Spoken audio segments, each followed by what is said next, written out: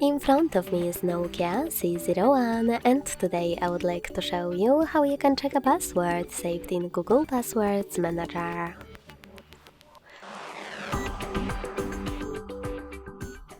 Begin by opening Settings and scrolling down to access Google. Then hit Autofill, Autofill with Google, and Passwords. Now click on one of your passwords that you wish to check and enter your current login method. Finally, click on this eye icon next to your password to make it visible.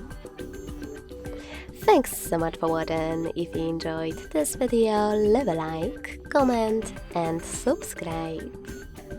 Bye!